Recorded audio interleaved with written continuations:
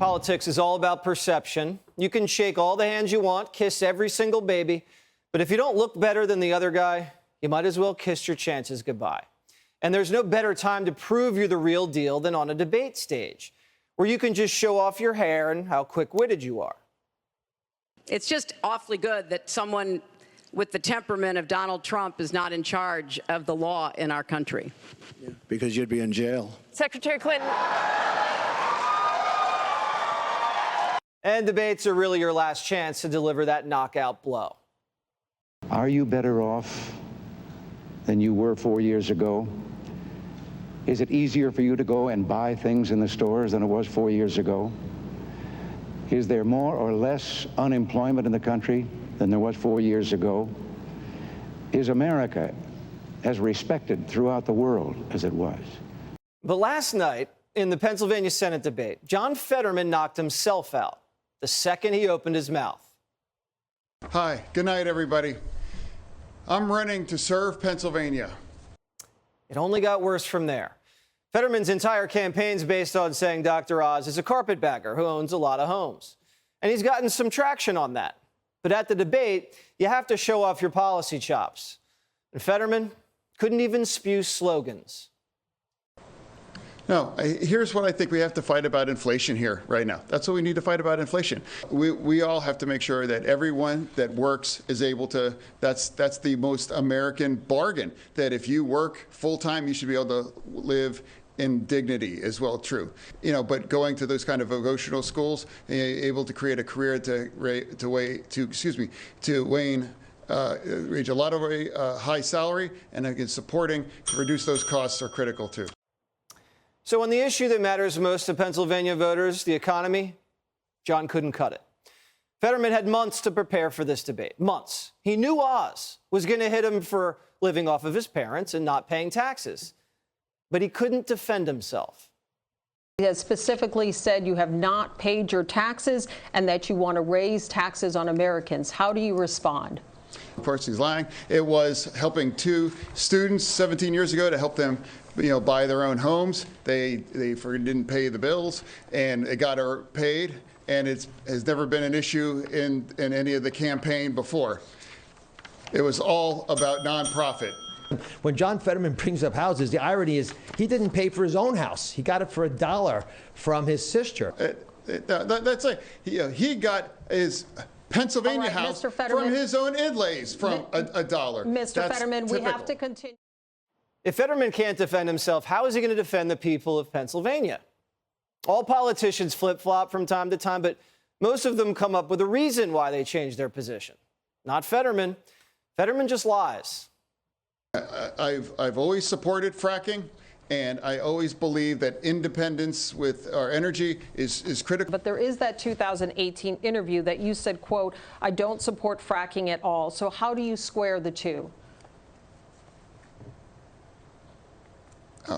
I do support fracking, and I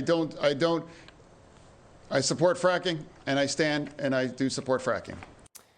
Fetterman's the worst type of politician, the kind that lying comes easy to. Fracking, yeah, fracking. No, I don't support fracking at all, and I never have. I don't support fracking. I think it's something that has to eventually go away.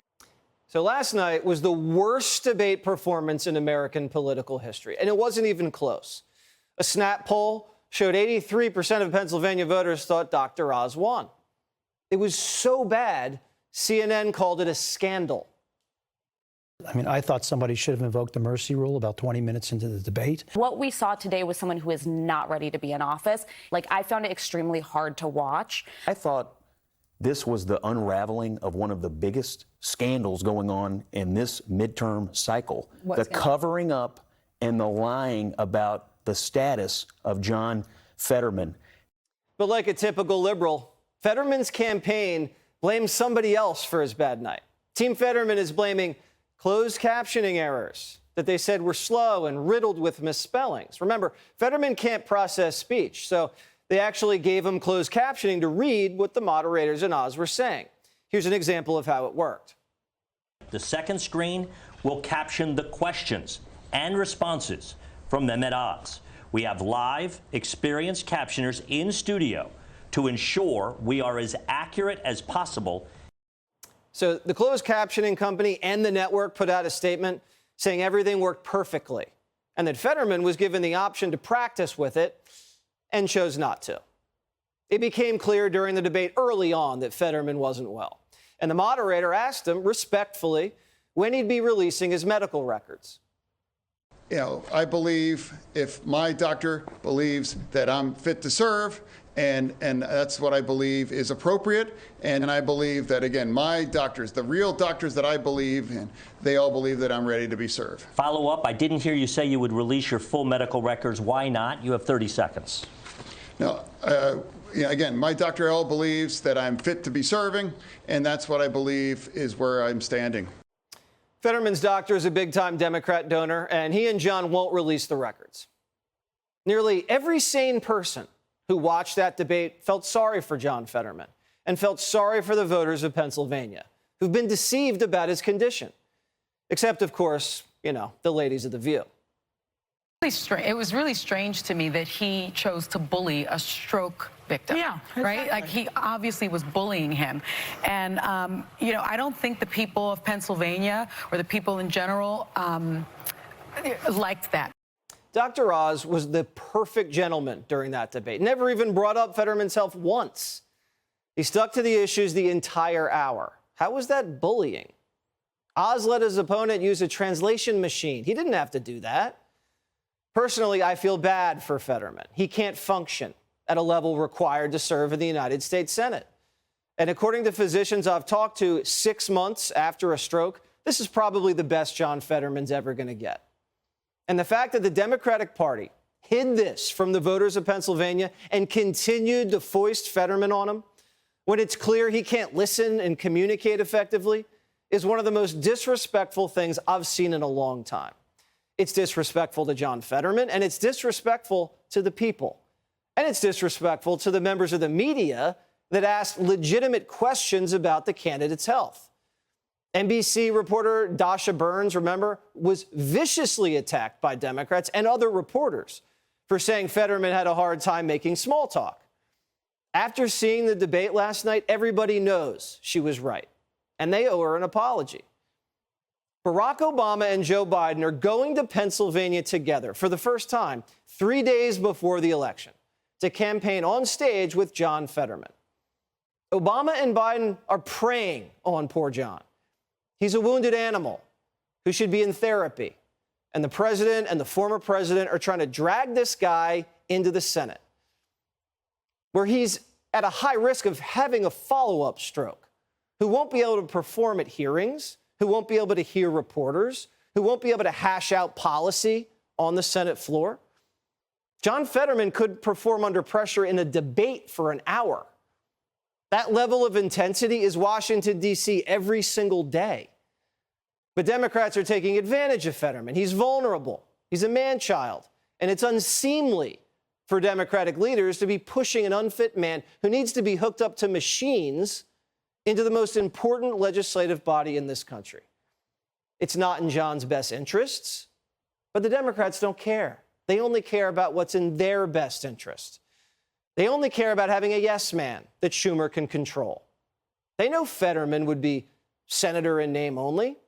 His bisexual Brazilian wife, Giselle, will be in charge. Last week, we joked around about how suspicious it was that, you know, the way Giselle kind of met and then married John, who was living with his parents at the time. We joked that she was a Brazilian fang-fang. And lo and behold, according to reports, Giselle's uncle was an intelligence officer, a Brazilian spy, a professional wiretapper. So does this bait and switch have national security implications? Yeah, the FBI probably doesn't care, but we do. This is political and medical malpractice. Hundreds of thousands of Pennsylvania voters have already voted early. John Fetterman and the Democrats already knew he wasn't up for the job, but they weren't straight with the people of Pennsylvania, and neither were Washington Democrats. This kind of blatant disrespect for the voters is exactly why the Democrats find themselves in the position they're in now, facing a massive midterm landslide. Hey, Sean Hannity here. Hey, click here to subscribe to Fox News YouTube page and catch our hottest interviews and most compelling analysis. You will not get it anywhere else.